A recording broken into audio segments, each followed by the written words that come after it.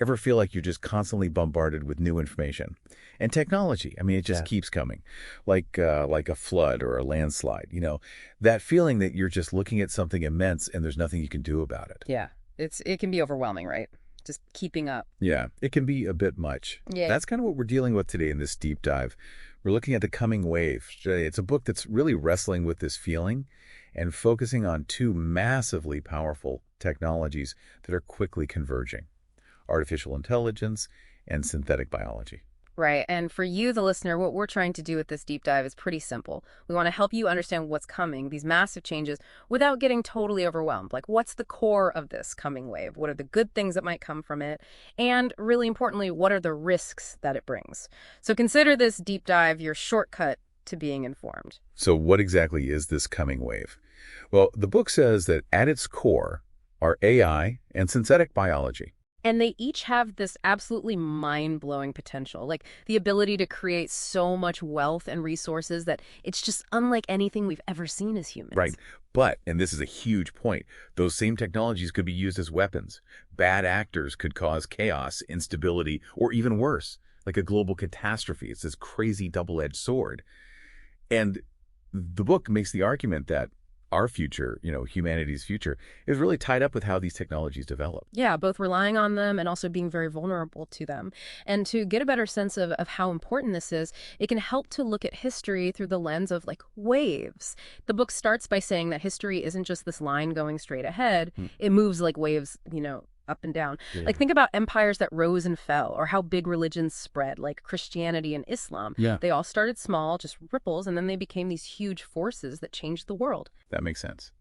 And the book says that technology kind of does the same thing. It moves in these waves. From the very beginning, when we learned to control fire, when we started making stone tools, all the really basic technologies, there's this pattern. Yeah, like almost every fundamental technology, from like a hammer to an airplane, becomes cheaper and easier to use, which means it spreads everywhere. Right, it proliferates. And this trend of making technology available to almost everyone, especially with the internet and everything, it really changes who can use it and who can misuse it, which is super different from how it used to be, back when new technologies were really expensive. For sure. And the book talks about like transportation to show how things change. We went from just walking to carriages pulled by horses, then trains, cars, and now we're talking about electric cars. But it's not just, one invention after another. Right. There's this idea of general purpose technologies that's really important. Those are the inventions that change a lot of things all at once, like in tons of different areas.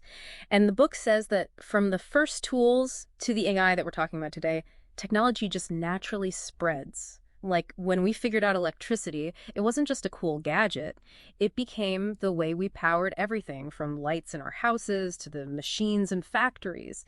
And AI is kind of like that, It can potentially change almost every part of our lives. Yeah, like everything's connected, right? The book talks about how technology and how many people there are, those things affect each other. And cities are like the centers where new stuff gets created. Yeah, totally. Like think about Uruk, one of the first cities where they came up with writing.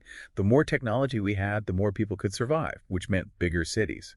And bigger cities meant even more new stuff being invented. Absolutely. It's a cycle. Yeah, like from the time we started farming, when there were only about 2.4 million people on the whole planet, to when factories started popping up, and there were almost 1 billion of us.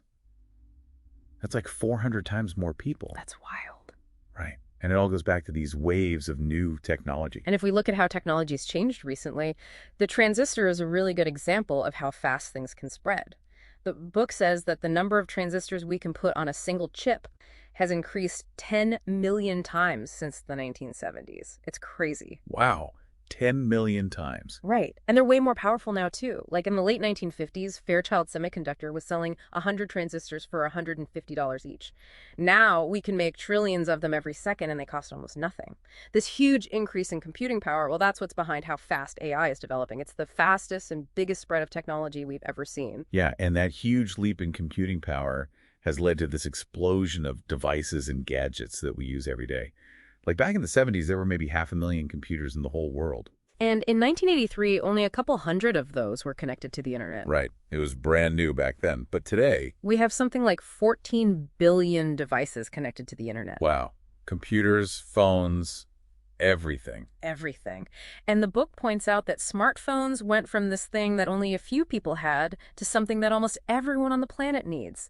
That happens so fast. Yeah, it seems like it was just yesterday that I got my first smartphone. Right. And this wave of technology didn't just bring us new gadgets, it brought us entirely new ways to connect with each other, like email and social media and watching videos online. All that stuff came about because of the transistor and the internet. And with all that came a massive amount of data. Like between 2010 and 2020, the amount of data we create increased 20 times. Yeah.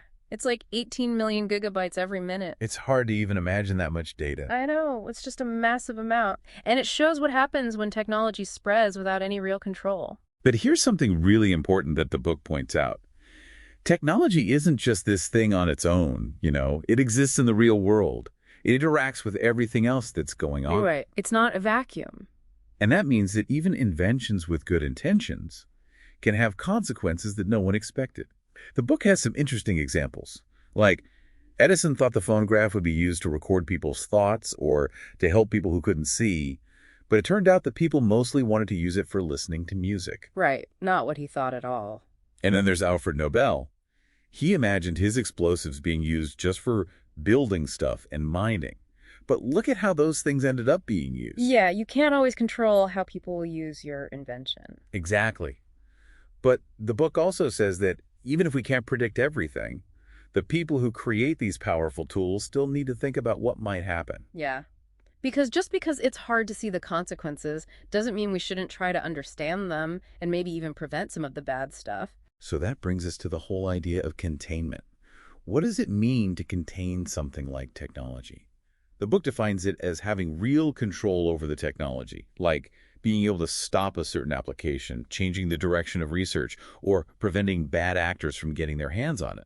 It's about steering this wave of technology, making sure it matches our values and helps us thrive, and most importantly, minimizing the harm it could cause. Right. And the book talks about how people have tried to contain technology before, but it hasn't always worked out. Like Queen Elizabeth trying to stop the knitting machine, or the Luddites trying to fight against those big weaving machines. Yeah, those are both examples of trying to stop change, but they really highlight how difficult it is to control something that wants to spread and adapt. Right, like static defenses are going to become obsolete pretty quickly. Exactly. And the book says that true containment has actually been really rare in history. Like, the crossbow wasn't contained, it led to firearms. The knitting machine, even though people tried to stop it, it came back as the power loom, and that was a big part of the Industrial Revolution. Even countries like China and Japan, they tried to keep themselves separate in terms of technology, but it didn't work. They both became major players on the world stage. And it's like fire turning into LEDs or smartphones replacing all these other gadgets. New technology often takes over from the old stuff, and that just makes the spread even faster. Totally. But the book does talk about one big exception: nuclear weapons. Yeah. The Treaty on the Non-Proliferation of Nuclear Weapons in 1968 was like this huge moment. Countries all over the world decided they wouldn't develop these incredibly dangerous weapons. It was intentional containment on a massive scale. And the book gets into what made this possible, at least partially. It was really expensive and complicated to build these weapons. There were decades of really intense negotiations between countries. The sheer terror of what they could do led to this idea of mutually assured destruction. And honestly, there was probably some luck involved too. But even with what seems like a success story, the book says something really sobering. Is that? Even the most tightly controlled technologies are still really challenging. Nuclear weapons are like the most regulated things ever, but the problem of containing them is still not solved, not even close. So given how technology spreads and how hard it is to contain, what makes this coming wave so different? What makes it so disruptive? The book talks about this idea of homo technologicus. It's the idea that humans are becoming more and more dependent on technology. Yeah, like technology isn't just a tool anymore. It's becoming a part of us, and that changes what we can do and how vulnerable we are. Right. And the book argues that AI is about to be able to do the same things as humans in a ton of different areas, and it could happen in just the next few years. It's not just a gradual change either. No, it's like a huge jump forward. And the guy who started DeepMind, he realized very early on that AI could be amazing for us, but it could also be really dangerous. And it wasn't just about AI by itself. It was about how it was coming together with other powerful technologies like genetics and robotics. All this stuff is happening at the same time, and it's creating this really complex system that no one person or group can control. Right. And early on, there were some people who tried to raise the alarm about these risks, like AI taking over jobs from humans by doing things that we used to think only people could do. Yeah, they were worried about what that would mean for our society and who would have all the power. But a lot of people in tech and government, they didn't take those warnings seriously. They didn't want to believe that something bad could happen. And that makes sense in a way. It's easier to think about the good stuff. And besides, how can you actually do anything about something so huge and scary? So a lot of them just kind of ignored the problem. But the book does say that things have started to change a bit recently because of all the talk about automation, the pandemic showing us how dangerous stuff in biology can be, and people starting to be more skeptical of technology in general. Right, like people are starting to see that maybe technology isn't always good. Yeah. And that leads to the four big things about this coming wave that the book says make it totally different from anything that came before. Yeah. First, it's omni-use, which means it can be used for almost anything. And that makes it really hard to control because you can't predict how people will use it. Right. And second, it hyper-evolves at an insane speed. Yeah, like things are changing so fast that it's really hard to keep up. And third, it has asymmetric impacts, which means that even small groups or individuals can have a huge impact. And lastly, it's becoming more and more autonomous, which means machines and systems are doing things without human control. Exactly. And all of that makes containment really, really hard. So the book says that we have this crazy paradox. Containment seems impossible, Yeah. but if we want to survive, it has to be possible. Yeah. We have to figure it out. So let's get into the first of these technologies, artificial intelligence. The book says that AI is a buzzword, and people get carried away talking about it, but the effects of AI are real. Oh, yeah, they're definitely real. And they're growing fast. The book talks about AlexNet in 2012 when deep learning had this big breakthrough in computer vision. And things have changed so much since then. Right. Like now your smartphone can recognize faces and objects. Amazon has stores without any cashiers. Tesla's cars are getting closer to driving themselves. Facial recognition is being used in cities. Doctors are using AI to look at medical images. And it's even being used to moderate content online. Some of these vision systems can process something like 2.5 billion pixels every second, and they're accurate enough to navigate the real world. That's amazing. And then there are these large language models, LLMs, GPT is one of them. Yeah. The book says they're totally changing the game because they can generate text that's as good as what a human would write, and they can even write code that works. Mm-hmm. And almost anyone can access that kind of power. All you need is the internet and a credit card. Which is both amazing and scary. Yeah. And the book talks about how these LLMs could be used to create some really bad stuff because they're trained on data that has all sorts of biases in it. Like there's this example where they show how autocomplete can reveal those biases. And while everyone's talking about super intelligent AI taking over the world, the book focuses on things that are happening right now, things that we can predict, like AI getting better at imagining, reasoning, planning, having common sense, transferring knowledge, thinking about itself and improving itself. And all this while being connected to the internet and able to do so many different things. That's a lot to take in. Okay, so moving on to the second technology, synthetic biology. The book explained how biology is becoming more and more like a technology. We can read DNA by sequencing it, and we can write DNA by synthesizing it. It even mentions this idea of the age of living machines from Susan Hockfield.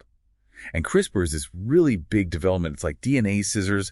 They can edit genes really precisely. Right. And CRISPR could be a game changer, the book says. Like, they're researching how to use it to treat diseases like HIV and cystic fibrosis, to make crops that can survive droughts, and even to engineer microbes that can make biofuels. That's wild. And just like with the internet and computers back in the day, more and more people are getting into genetic engineering themselves, like DIY biology. So it's not just big companies and labs doing this stuff anymore. Nope. Wow. There are these benchtop DNA synthesizers that are getting cheaper and easier to use, so now anyone can get their hands on them, which, presents its own set of challenges. Right, because if anyone can do it. Mm. The book also talks about DNA printers and how much faster and cheaper it's getting to synthesize genes.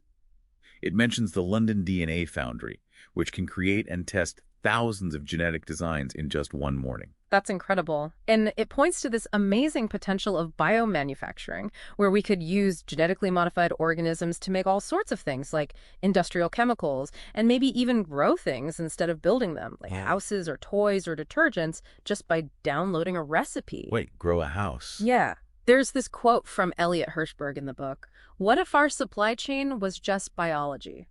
It's a pretty wild idea. It is wild, but also kind of cool. Yeah, it's definitely both. And then the book highlights DeepMind's AlphaFold, which is a huge breakthrough in using AI to predict protein structures. It's like AI and biology coming together in this really powerful way. It outperformed all the traditional methods, and even the researchers in the field were like, what just happened? They were totally blown away. So AI isn't just helping to create new things, it's helping us understand the building blocks of life itself. Yeah, exactly. Besides AI and synthetic biology, the book also talks about robotics and quantum computing, like this wider wave of technology that's coming. And with robotics, we're seeing them move out of factories and into all these other areas. Yeah, like restaurants and care homes and even operating rooms. There are robots that can assist with surgery, and AI is playing a huge role in that too. How so? While machine learning is allowing robots to learn and adapt to new environments without needing humans to program every single step. So they're becoming more independent. Like Google's doing research with robots that can do chores around the house using reinforcement learning. So robots that can actually help with the housework, sign me up. Right.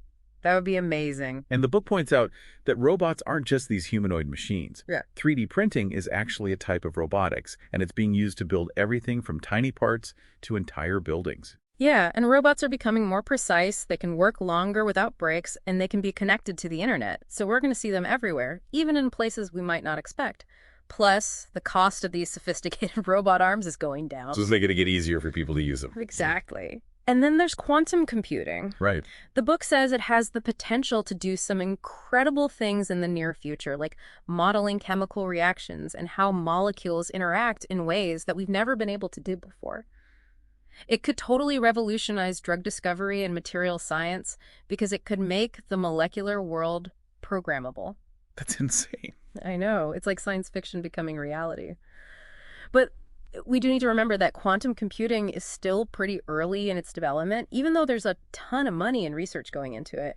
And the book also touches on nanotechnology, the idea of self-replicating assemblers, tiny robots building things atom by atom. Yeah. But it says that's still way out there, like a techno-fantasia that we won't see for a long time. So back to those 4 key features of the coming wave, the things that make it so different and potentially dangerous. The first is omni-use and asymmetric impact. Right. The book says that technologies like AI and drones are so general, they can be used in ways we never even thought of. And that means a cheap drone could actually take out a super expensive missile system. Like it gives an example of a $200 drone going up against a $3 million Patriot missile. That's a huge difference. It is. And then there's hyper-evolution. That's the second feature. Right, the incredibly fast pace of development. Yeah. Like things are changing so fast that it's impossible to keep up. It says that AlphaGo learned more about the game of Go in one day than humans have learned in centuries. That's how fast AI is learning. That's crazy. And the third feature is increasing autonomy. Which means that more and more systems are operating without humans having to control them directly, like AI, gene drives, viruses, malware, robots, all sorts of things. Right. And the fourth key feature is the weaponization of civilian tech. Yeah, the book says that even if the original intention was good, these technologies can be used for bad things. It's getting harder and harder to tell the difference between civilian and military uses. Like, sure, there have always been dual-use technologies, things like knives or microphones, but this coming wave is different because it's happening so fast and it's becoming so widespread. And the book uses Ukraine as an example of how powerful this technology can be. Yeah. Ukraine has been using AI and consumer drones for reconnaissance and guiding munitions, and they've been really effective against Russia. Yeah, groups like Aerosvitka and these switchblade loitering munitions have been game changers, and it's all at a fraction of the cost of traditional military tech. That's pretty amazing. It is. And AI is also changing how we discover new materials and design things using 3D printing. Like, it can figure out the best way to build something, even if it's something totally new. That's incredible. I know. And in biotech, AI tools like AlphaFold are speeding up vaccine discovery and even automating the design of complex biological systems. It's like software development, but for biology. Okay, so now we know these technologies are powerful and they're spreading fast. But what's driving this? What's making all this happen so quickly? The book called these driving forces unstoppable incentives. Right. And it uses the story of AlphaGo beating Lee Sedol at Go to illustrate this point. It was a huge upset. No one expected a machine to beat the world champion. And what was really interesting was that AlphaGo made some moves that no human had ever thought of before. It was like AI was discovering new strategies, things we couldn't even imagine. And that's what's really disruptive, not just that AI can win, but that it can come up with entirely new ways of doing things. That's kind of mind-blowing. It is. And then AlphaZero came along and it beat AlphaGo without even learning from human games. Oh, It basically learned more about Go in one day than humans have learned in centuries. wow. And the book talks about how the reaction to AlphaGo was different in South Korea and China. In South Korea, people saw it as a cool experiment, but in China, there's a lot of tension, and the government was really focused on AI. It wasn't just a game to them, it was a sign of something bigger. Right. And the book goes into detail about China's plan to be the world leader in AI by 2030. Yeah, they have this ambitious plan called the New Generation Artificial Intelligence Development Plan, and Xi Jinping has said a lot about how important science and technology are for China, and they're putting their money where their mouth is. For sure. They've made a ton of progress in everything from space exploration to supercomputers and DNA sequencing. Yeah, they're not messing around. Another really strong incentive, according to the book, is this culture of sharing in academia and the tech industry. Like, researchers are motivated to publish their findings and contribute to open source projects because it helps their careers and gives them recognition. Yeah, and that makes sense, but it also means these potentially dangerous technologies are spreading faster because everyone's sharing what they know. And then, of course, there's the profit motive. The book says that while curiosity and government funding are important, most new tech needs to be turned into products and services that people will buy, and that's where profit comes in. It uses the example of the railway boom in the 1840s, when everyone was trying to get rich, building railroads. It shows how the desire for profit can lead to really fast technological development and change society in massive ways, even if there are some bumps along the way. And the book talks about how huge the economic potential of this coming wave is. It calls it a consumer cornucopia and says that it could have a bigger impact on the world economy than previous industrial revolutions. It even mentions how technology has already helped reduce global undernourishment since 1945. But it also says that we shouldn't just assume technology will solve all our problems. That's naive. And it points out that we can't really address the big challenges we're facing without new technology. Right, so it's a balancing act. And the book also mentions ego as a driving force. Yeah. Scientists, technologists, and entrepreneurs, they all want to be the first to discover something new, to create something groundbreaking. That makes sense, human nature. Totally. So all these factors together, the incredible potential, the rapid development, the culture of sharing, the profit motive, they're all pushing this wave forward.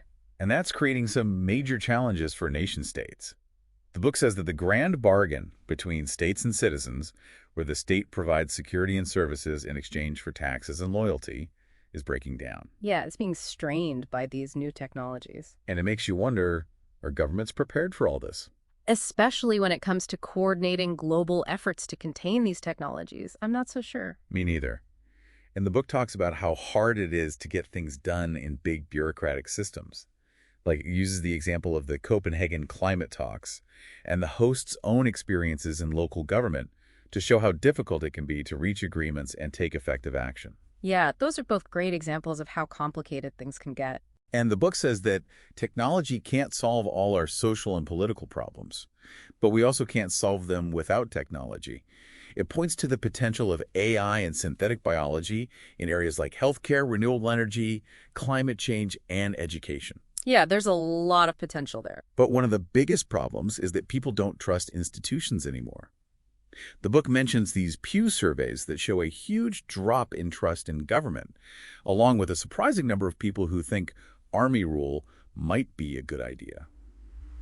And a lot of people feel like the country is going in the wrong direction. Yeah, it's not just the government either. People are losing trust in the media, in science, in experts. It's like everything's falling apart. In a way, it is. And that lack of trust, combined with the spread of cheap, ubiquitous robots and other powerful technologies, is making everything even more fragile. The book called these things fragility amplifiers. So what are some of these fragility amplifiers? Well, one is the emergence of new ways to attack and be vulnerable.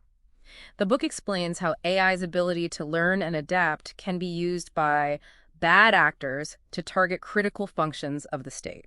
Right, like the things that make AI powerful can also make it dangerous. Exactly. And offensive capabilities are spreading beyond governments to labs and individuals. It's not just nation states that have access to this powerful technology anymore. And that makes it even harder to control, right? Yeah, because how do you contain something when it's everywhere? Good point. And the book says that the balance between offense and defense is shifting, with these new technologies often giving the advantage to the attacker. Like, a world-changing algorithm can be stored on a laptop now. It doesn't require huge infrastructure like it used to. That's pretty scary. It is. Another fragility amplifier is the misinformation machine. Right, the spread of fake news and propaganda. Yeah. The book talks about how deepfakes and AI-powered tools are being used to create really convincing disinformation campaigns and interfere with elections. It gives examples like the Manoj Tiwari deepfake in India and the doctored video of Nancy Pelosi. Those were pretty crazy. I know. And the book also mentions how widespread state-sponsored disinformation campaigns are. Like, over 70 countries are doing it. And it talks about how much damage disinformation did during the pandemic. Right, like all those bots spreading conspiracy theories. Exactly. And the problem is getting worse because the technology for creating fake videos and audio is getting better and easier to use. So it's going to be even harder to tell what's real and what's not. Yeah, it's a real problem. And then there's the risk of accidents and leaks, especially with synthetic biology. The book gives some examples of accidental releases of dangerous biological agents, like the Russian flu in 1977, the anthrax leak in the USSR in 1979, the foot and mouth outbreak at the Pirbright Institute, and the unsecured smallpox vials near Philadelphia. And some of these pathogens are incredibly deadly and contagious. Yeah, like smallpox. Exactly. And there's still a lot of debate about where COVID-19 came from, including the possibility of a lab leak. And there was that controversial NIH study at Boston University where they combined different COVID strains. You're right. That caused a lot of controversy. It did. And then there are the disruptions to the labor market. Right. AI taking jobs from humans. Yeah. In the past, technology has always destroyed some jobs, but created new ones, often in areas like service industries and jobs that require thinking. But the book asks if that will still be true as AI gets better at doing the things that humans do. Like, what if there are fewer and fewer things that humans are better at than machines? Exactly. And the private sector job quality index has been going down since 1990, which suggests that there are fewer good-paying jobs. And all those outsourcing hubs, like in India and the Philippines, they're really vulnerable to automation. Yeah, a lot of people could lose their jobs. And the book emphasizes that all these threats, the new forms of attack, the disinformation, the autonomous weapons, the accidents, the automation, they're all connected. They're all coming from the same technological revolution. They're happening at the same time and making each other worse.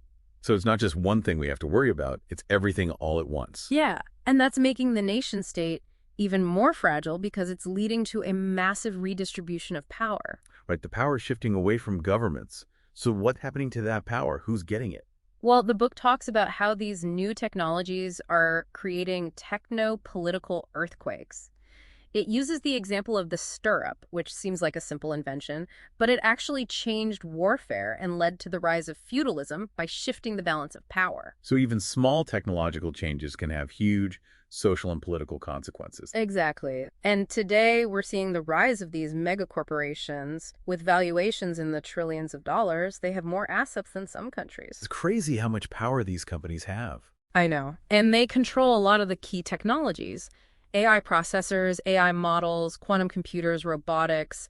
It's different from previous technological revolutions where governments and universities were the main players. So it's the companies that are driving this wave now. Yeah, and they're only getting bigger.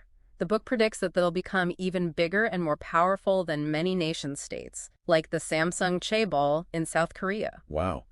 And these companies are moving away from just selling products. They're starting to offer services that people use all the time. Yeah, like Apple's App Store and Amazon Web Services. They're becoming these huge platforms that control how we interact with the world. And the book says that a few AI-powered organizations are going to benefit massively from all this. Yeah, the concentration of power is going to be huge. And that raises some big questions about how these companies will interact with governments. Absolutely. The book also talks about techno-authoritarianism, how governments are using surveillance technologies like facial recognition and AI tracking to control their populations. And China is a prime example with their social credit system. Yeah, it's pretty dystopian. And the scary thing is that this technology is being exported all over the world, even to democratic countries. So containment is failing in that area too.